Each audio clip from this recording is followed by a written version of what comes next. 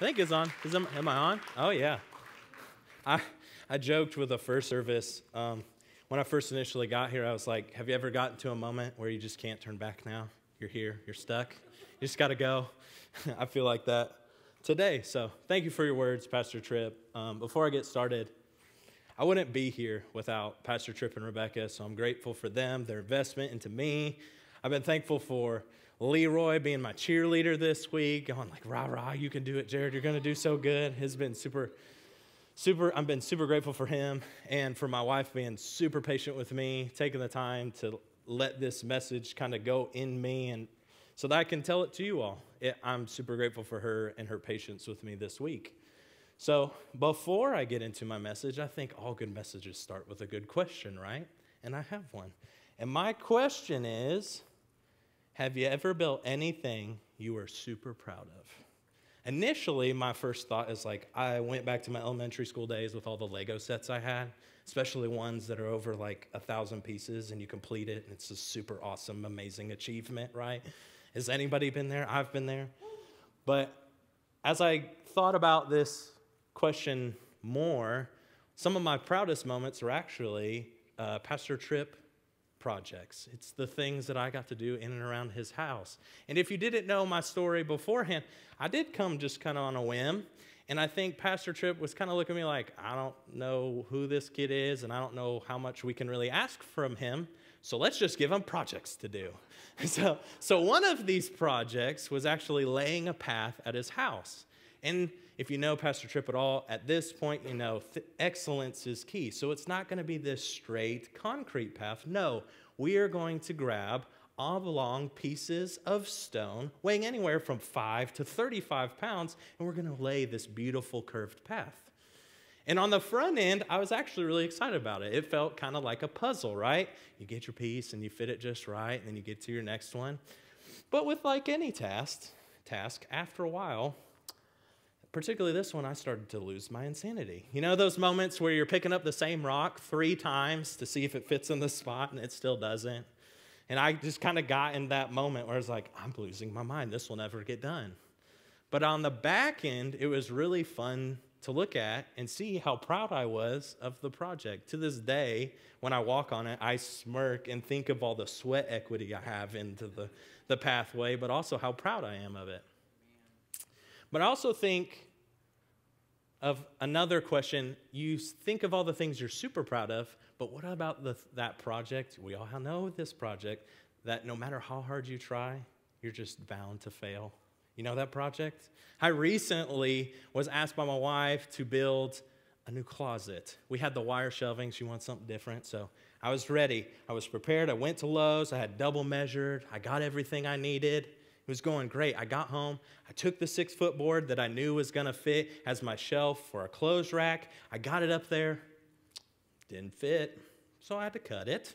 So I cut my board, and I put the brackets on it, and I began to try to hang my said shelf, and I can't find a stud. Luckily, because I had planned ahead, I had gotten some wall anchors. So I put the wall anchors in the wall. Everything's going well. I start on the right side. I put the bracket, the right bracket in, looks good. I put the middle bracket in, it's going great. And I get to the third side, and I realize that my board is not straight, that there's this ginormous space in between the wall and my shelf. So like any good man, I think I'll just force it up against the wall, and things will work out really good here. So I take the bracket, I shove it up against the wall, and immediately when I do that, the other side of my shelf comes out of the wall, anchors and all. So I have these ginormous holes in my closet, and I start fuming. I'm like, I will never be able to finish this project. This is so dumb. And after I fumed for a while, and my wife consoled me, I just had to get to the point where there is a gap in between my shelf and the wall. But it is done, so that is a good thing.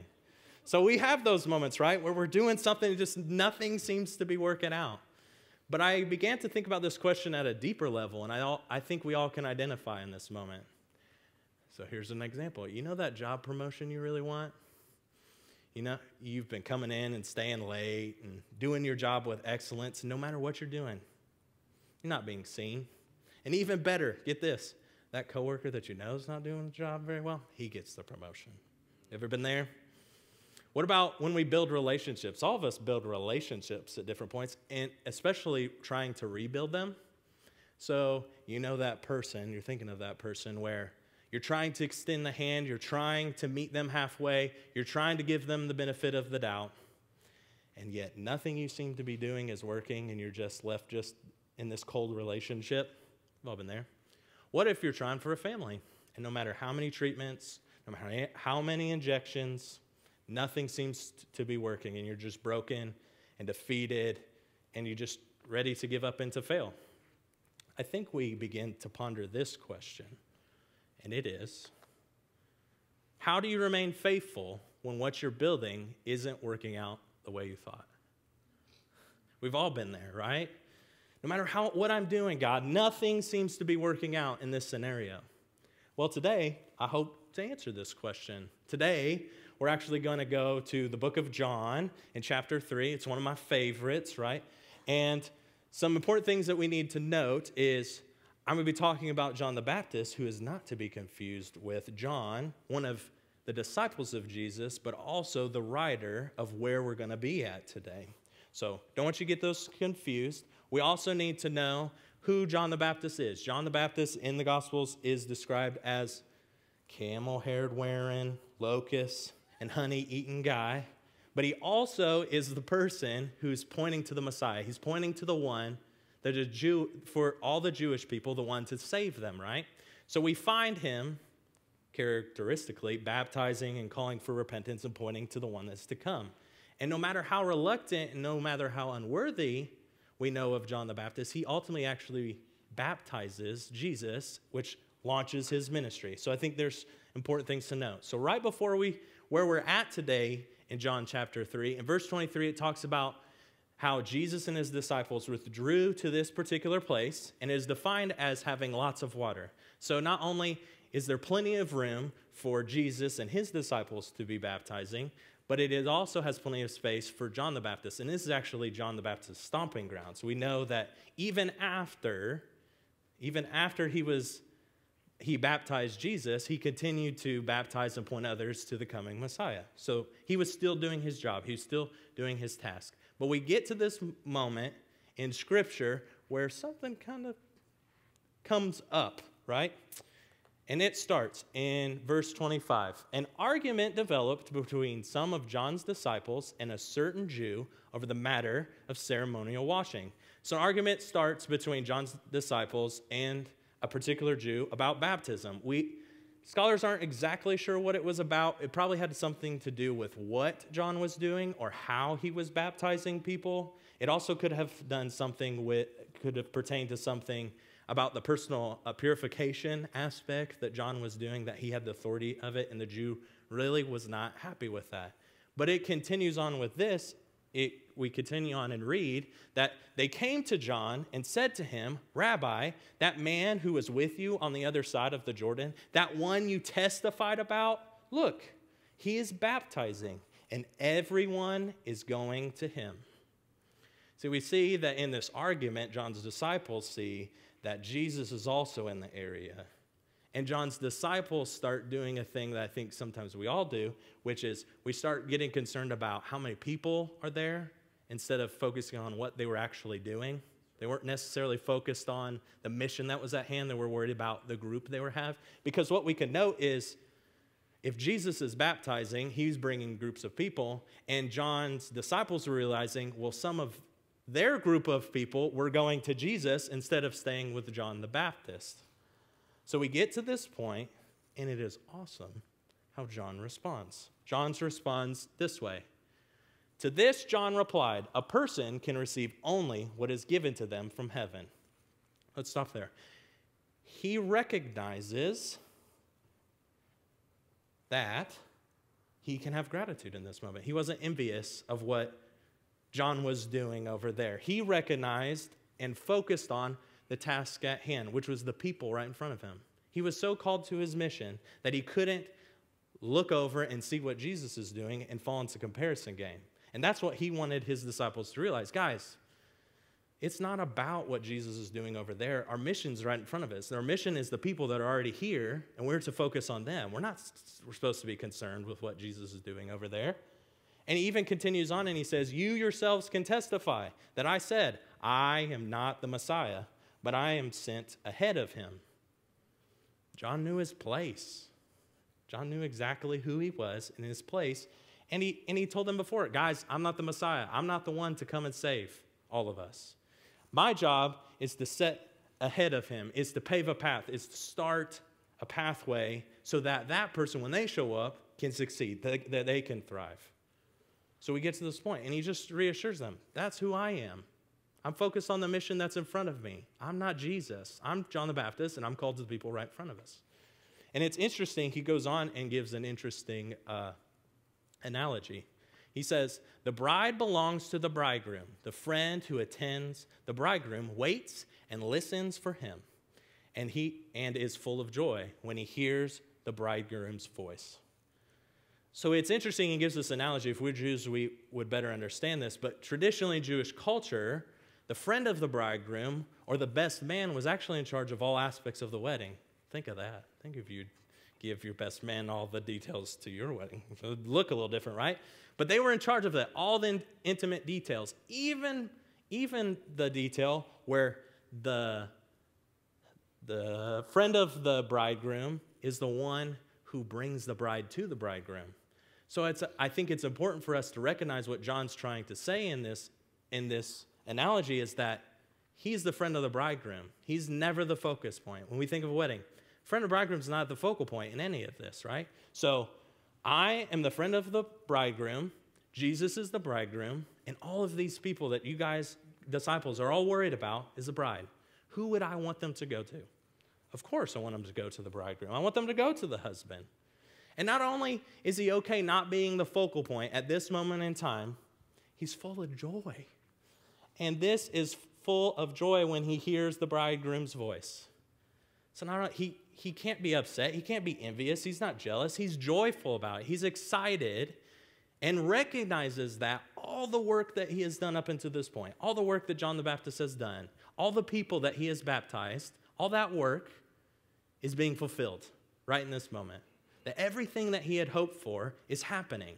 That his job, that his focus is working. So why wouldn't he step aside and not be the focal point? Because what he's trying to accomplish is coming true. And then it continues on. And it says,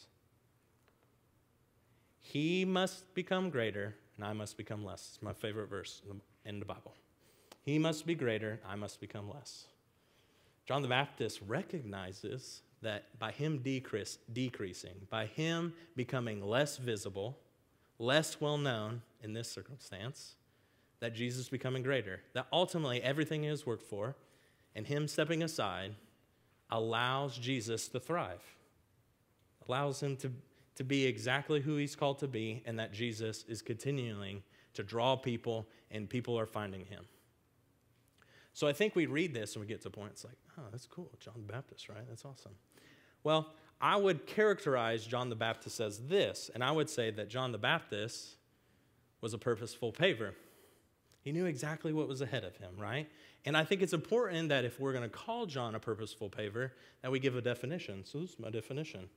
Definition is, a purposeful paver is an individual focused on laying a path for those who will come behind them, regardless of the circumstance. John was intimately focused on what he had in front of him, regardless of how many people were in front of him. It was never a numbers game with John. It was about being intentional with the people that were right in front of him. And he couldn't fall into envy and jealousy because he was grateful that his work, the investment that he had made, was being accomplished with Jesus entering the picture. And while all of this is happening, we find John in his posture full of gratefulness and joy and humble. He's very humble. Can you imagine being decreasing? It's like, yeah, I'm okay with losing my platform, with becoming less so that somebody else can be greater. What humility that takes. So, if John the Baptist was a purposeful paver, I would say this. I would say that we are all called to be purposeful pavers. So we think back to those moments. You know that party you have to go to now that promotion's happened? We're called to be joyful for that person because They're thriving. They're getting that opportunity. We can't be jealous or envious. We're purposeful pavers. And you know those moments where we're in that relationship and it's broken and it feels really cold? We have trust that what we're doing and the things that we are trying in that relationship will work eventually. It'll happen in God's time. We got to trust that. And when you go to that third baby shower and you still have failed and you feel so broken and yet so excited for that other person, you lean into that excitement. You lean into the joy that person is feeling and being able to create that family that you want. You see, I think as purposeful pavers, there are 3 ways we can apply this to our lives. And I think the first is a purposeful paver focuses on what's in front of them. I think John the Baptist did this really great. He modeled it really well. He stayed focused on what was in front of him. He didn't allow his disciples' jealousy to get in the way of him being able to stay on task. Right? He was focused. He knew his job, and he fulfilled it, and he did it well, and he did it purposefully. So my question, friends, is if we're called to focus on what's in front of them, do you believe that everybody in your life that's in front of you has been purposely placed there for you to leverage your gifts and talents with? Your family, your friends, your coworkers, your community, your church? What about your friend's annoying kid? What about that woman being really ugly at Walmart to somebody else or to you? I genuinely believe that they have been purposely placed in front of you. And you're called to them. You are called to them. But not just merely called to them, that we're called with action, with purpose. You have been given gifts. And you've been given a circumstance to leverage to point others people to Jesus. So we're called to focus on what's in front of us. I think the second thing is that purposeful pavers find joy when other people win beside them. So here's the deal. I think in this instance, you will always fall, no matter whether it's true or not, we will always fall into a comparison game at this moment. Whether it's true or not. You're going to think that somebody who's paving a very similar path to you, next to you, doing their own thing, is doing it better. And please, friends, may I encourage you, please do not fall into that comparison game. You are the only you that God has placed in front of people that you know to point others to God. You're the only you. And we have to understand that, because how can we focus on what's in front of us if our head is turned and we're so jealous and we're so envious and we so want what someone else wants? How can we be intentional here if all we're doing is setting our eyes beside the person next to us? And I think we're supposed to find joy there. So yes, we're supposed to focus on what's ahead of us, but we do sometimes look over. But instead of being envious and jealous, we're encouragers. We're cheer them on, because we have to recognize that that person may have a sphere of influence that we don't, that they're going to impact people in a way that we can't. So why in the world would we be jealous of that? We would want to encourage them and be excited for them and find joy in them, that they're thriving, that what they're doing is exactly what God has called them to be. And the third thing, which I think is the most powerful, is this. I think purposeful pavers focus... went the wrong way. My bad, y'all. Wrong button. Purposeful pavers step aside gladly for those coming behind them. This is the one that I have probably had the most conviction about this week, to be totally transparent. See, we see in John's life how willing he was to decrease, how willing he was to step aside in what he had built, what he had invested, all the people that he had baptized. He's willing to give it all away so that it could be used as a launching pad for Jesus' ministry, so that ultimately Jesus would be greater. And I think about this a lot. Am I willing to be a purposeful paver? Am I willing to step aside for someone else and them use my investment, for them to use everything that I have built for their sake? that I decrease, that I step out of the way so that they can thrive. I think about that all the time. Am I willing to do that? Or am I going to be stuck on my platform? I really like it. This is mine. This is what I have built. This is what I have done. God, see, look what I have done. It's not about me, though. John showed us that. It has nothing to do with me. So in that moment, I'm called to step aside and with gladness, let them take it. I think about the next generation coming behind us a lot, just with being a kids and youth pastor and also being a teacher. Am I willing to step aside and pave a path for them so that they can thrive? What does that look like for us? Who do you need to step aside for? Something that has convicted me a lot. And I get to this point, I know that, man, purposeful pavers, right? They're supposed to focus on what's ahead of them. Yeah, purposeful pavers. They encourage their neighbor, and they step aside. Because we know who the ultimate purposeful paver is, right? It's Jesus. Jesus was so intentional with the people that were in front of him. Always. He always had time. Yes, he had a task at hand, but he always had opportunity. He gave opportunity for people to connect with him. He was the best encourager. You see that with his disciples. His disciples would fear and would be worried, and yet he called them to boldness and to faithfulness and for them to trust the process. Trust that you have the abilities to do it when I'm gone. And ultimately, we know Jesus to ultimately decrease because he gave his life up for you and for me. He stepped aside his agenda. He stepped aside his life. Go right ahead. God, have your way. Use me in order that others can be saved. So I get to this point in purposefully paving, and I can think of no better opportunity than to offer that to someone. There's somebody in this room that's going like, I've been purposely paving my own path, Pastor Jared. I've been focused on what I'm doing. It matters. And I don't want anybody to distract me from it. I'm building up my own life. And you recognize the free gift that is given to you, that Jesus did step aside for you so you could have a relationship with the Father. So I would ask, with all heads bowed and with all eyes closed, I'd love to lead somebody into that. Father, I'm grateful for this day. I'm grateful for this opportunity, but I know there's somebody here that's feeling that maybe. And I just want to offer them the opportunity to accept that free gift. And they would just say something like this, something as simple as this: Father, I know I've been paving my own path, and I'm sorry. Father, I pray that you forgive me for thinking about me. Father, I freely accept that gift. I freely accept the gift that you stepped aside for me for. Father, I trust you from now on to help me pave my path, that you're an integral part of that. Father, and for the rest of us in this room, Father, may we walk out of here purposeful pavers. May we focus on the people that are right in front of us. May we not take them for granted. May we invest in them in the best way that we can. Father, may we be encouragers.